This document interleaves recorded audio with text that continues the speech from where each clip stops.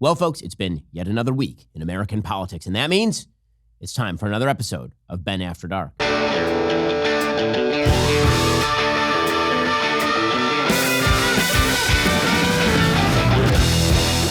This week marked the long-awaited debate between Donald Trump and the presidential nominee.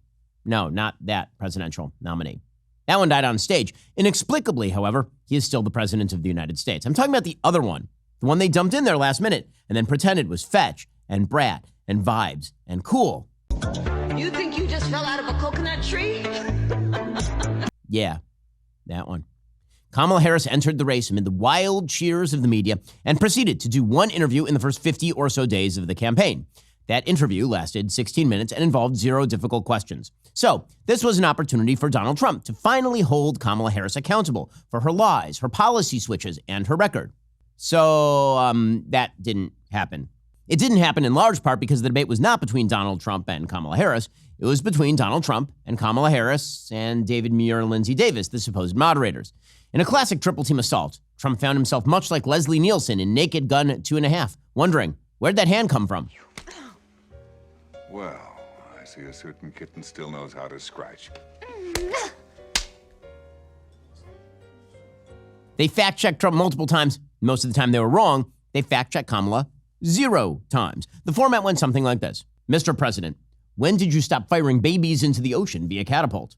And then Trump would answer, and then they'd say, Ms. Vice President, what do you think of the fact that your opponent fires babies into the ocean via catapult?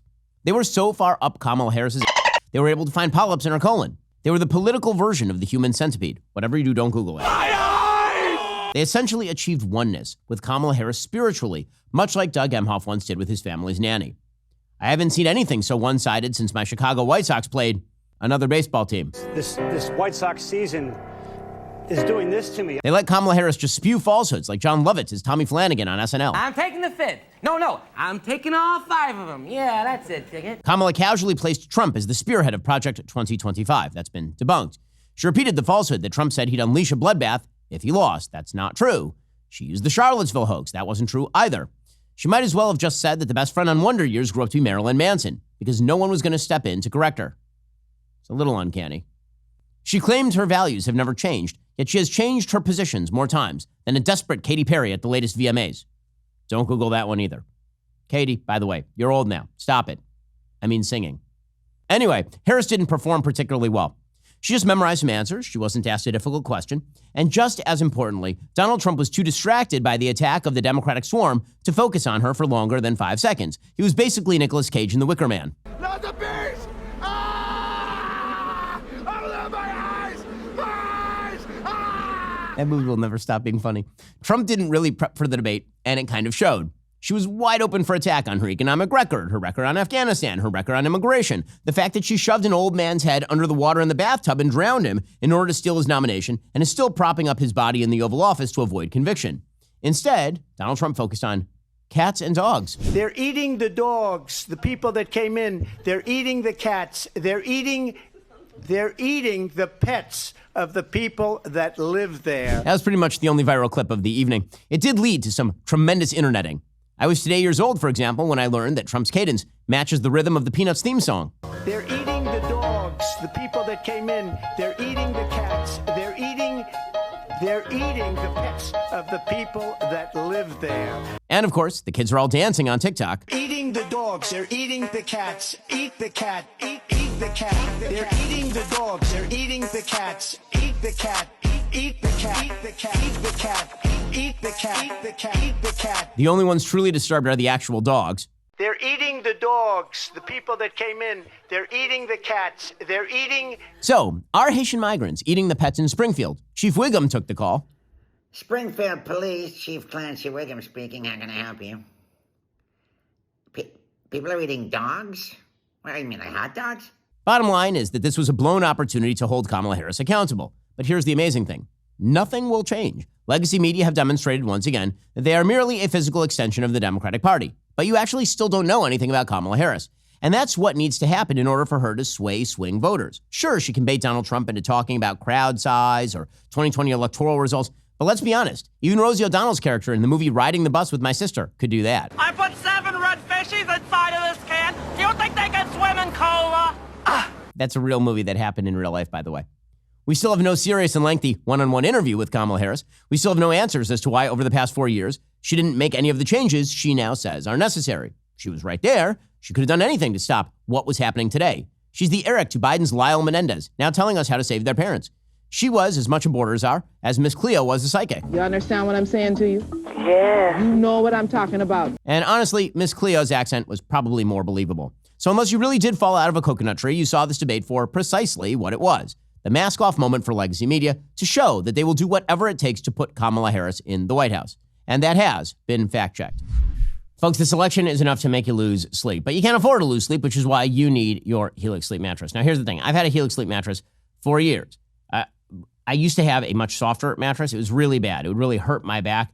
But I went to Helix, and then I had my mattress personalized for me, as you should, because you're an individual with a different way of sleeping, presumably, than I do. That's what's so great about Helix. They have 20 different mattresses. 20. They've got the Luxe for your fancy types, the Elite for the extra fancy. That'd be like me. And even the Helix Plus for our bigger fellows. You know, the hefty dudes. Now, you might be thinking, Ben, how do I know which one is right for me? Well, easy answer. You take that Helix Sleep quiz. It's quick, it's easy, it takes less than 2 minutes. I took the quiz myself. They matched me with a medium firm mattress, which is perfect for me because if, again, it's too soft, I get the back pain. Here's another great thing about Helix. They ship your personalized mattress right to your door free of charge. No dealing with mattress salesmen who are about as trustworthy as mainstream media fact checkers. And get this, they give you 100 nights to try it out. Plus, there's a 10 to 15-year warranty. So if you want to sleep as soundly as I do, head on over to helixsleep.com/Ben. Take that sleep quiz. Plus, Helix is offering up to 25% off all mattress orders and 2 free pillows for our listeners. Just go to helixsleep.com/Ben. That's helixsleep.com/Ben. With Helix, better sleep starts right now. But there was some more good news this week for Kamala Harris. At long last, a 34-year-old single woman with a long career of making bad decisions about men has sounded off. And she's, wait for it, making another bad decision about a man by endorsing Kamala Harris. Taylor Swift is doing so because she's a self-declared cat lady, which is weird since I have been reliably informed by sources that they are eating the cats in Springfield. Taylor Swift's endorsement was faker than her singing ability. You think she can sing, right? Let me remind you just how wrong you are.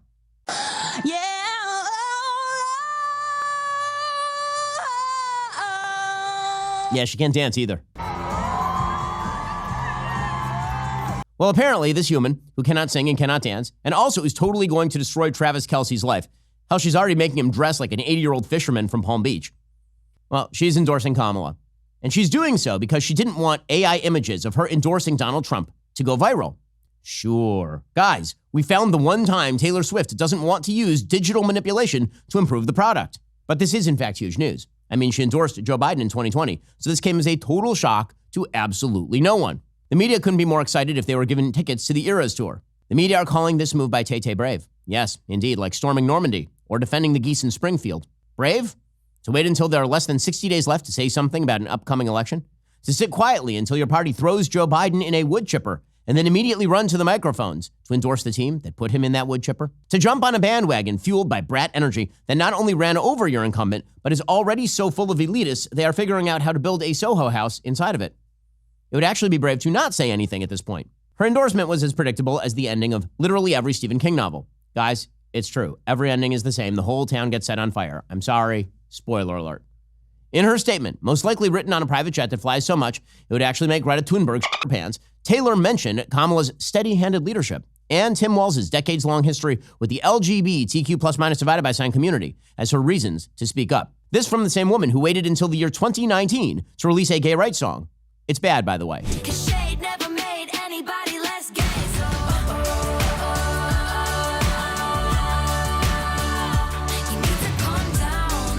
Yeah, this was probably entirely genuine on Taylor's part, just like the rest of her career, because she's so genuine and authentic.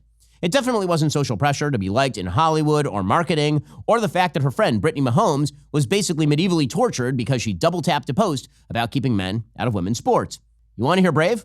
What if Taylor was like, hey guys, this election, I'm riding for RFK Jr. Really like what he did with that bear in Central Park. I'm selling these friendship bracelets that say RFK all day to raise funds for his campaign. Now that would be brave. Brave isn't endorsing the same candidate you backed 4 years ago. That's the same thing over and over again. But I guess I should have seen that coming from a singer who just keeps releasing the same songs on the same album over and over and over and over. Which reminds me of that time I got to shred one. Well, speaking of musicians, well, there went my hero. This past week, Foo Fighters frontman and human muppet Dave Grohl took to Instagram and turned his life into an episode of Maury Povich. You are the father. The 55-year-old wrote, quote, "I've recently become the father of a new baby daughter born outside of my marriage. I plan to be a loving and supportive parent to her, and I'm doing everything I can to regain my wife and children's trust and earn their forgiveness." First, I'd like to point out he didn't use the Notes app, which everyone knows has become the preferred way celebrities announce they've destroyed their lives. That's growth. Listen, I'm not interested in reveling in the family drama of others. He's a father of 3. Or I guess 4. I don't know, it's kind of like Joe Biden's grandkids. And I can't say I'm really surprised that a rock star cheated on his wife and that the lady had a baby. I mean, if he'd been a Democratic candidate's spouse, he would have just paid for an abortion and this never would have come to light. But I feel like this revelation might force Mr. Grohl, a longtime Democratic fundraiser, to finally put his glass house on the market. Back in 2018, Dave Grohl told GQ magazine this. He was ashamed of his president, who at the time, of course, was Donald Trump. Grohl and Trump would then go on to have a long-standing feud. Even this last month, Grohl issued a cease and desist after his song was used at the Trump RFK Jr. rally. He even pledged to donate the royalties from that song, My Hero, to the Harris campaign after the Trump RFK rally. Considering the popularity of classic rock stations all across America, that's like $12. And now, he's learning what shame actually feels like. Shame. I mean, Grohl did write a song called The Pretender. They all pretend they're still in a state of nirvana, but it's lip service. In the same way that in 2003, when Grohl was marrying his wife, Jordan Bloom, he told teen people she was the first person he'd been truly honest with and he had nothing to hide because being honest is easy. That was after he allegedly cheated on his first wife back in the mid-90s. Fool me once, shame on you. If fool me, we can't get fooled again. Well, at least we all know now what he was really doing while he was telling his wife he was out fighting Foo.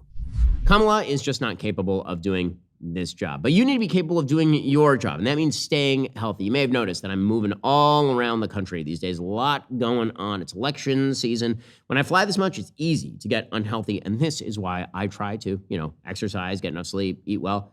Very difficult, but one thing that's not difficult is adding balance of nature to my day. Imagine trying to eat 31 different fruits and veggies every day. Sounds miserable and time-consuming. With balance of nature fruits and veggies, there's never been a more convenient dietary supplement to ensure you get a wide variety of fruits and veggies daily. Balance of nature takes fruits and veggies, they freeze-dry them, they turn them into a powder, and they put them into a capsule. You take your fruit and veggie capsules every day, your body knows exactly what to do. And it's kosher, which means when I make that protein smoothie in the morning, just dump some balance of nature in there, I'm good to go. Go to balanceofnature.com, use promo code Shapiro for 35% off your first order as a preferred customer, plus get a free bottle of fiber and spice. That's balanceofnature.com. Promo code Shapiro Nutrition is like the number one ingredient to a healthy lifestyle, even more so than exercise. Balance of Nature can help you do it. Head on over to balanceofnature.com. Promo code Shapiro. Get 35% off your first order as a preferred customer and that free bottle of fiber and spice.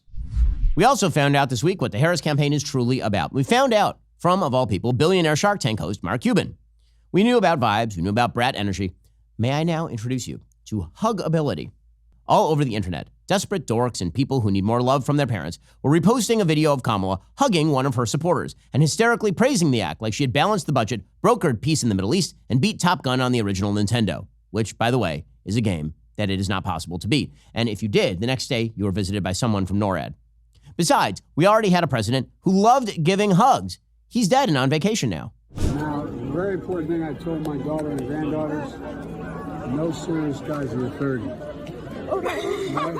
No what? No serious guys till you're 30. I'll keep that in mind. You even got free smells from that guy.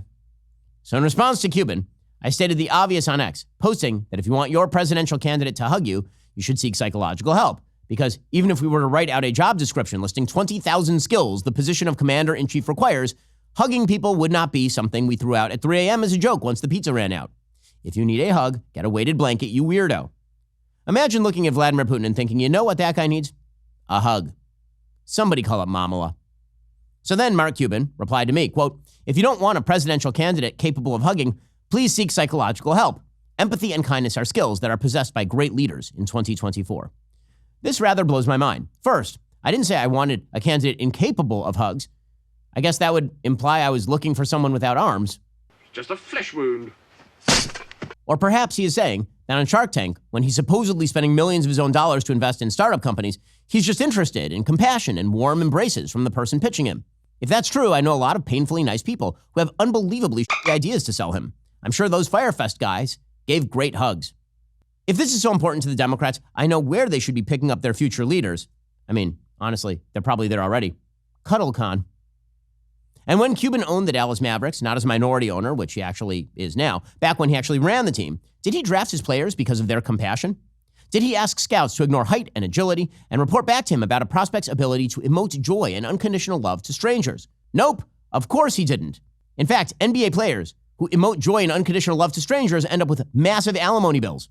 Kobe Bryant, in the running for best player of all time, infamously said he had no friends. Michael Jordan, at a kid's summer camp once, purposefully drained free throw after free throw because if he missed 3, the entire camp got free Air Jordans. When he was asked about this, he said, I quote, "F them kids." Maybe that's why you only won 1 championship, Mark. You were looking for best friends, and you should have been looking for leaders. And honestly, if you should be out looking for anything, it's actress Helen Page. She needs a hug. Alrighty, folks, we've reached the end of this week's Ben After Dark. We'll see you here for more torture next week.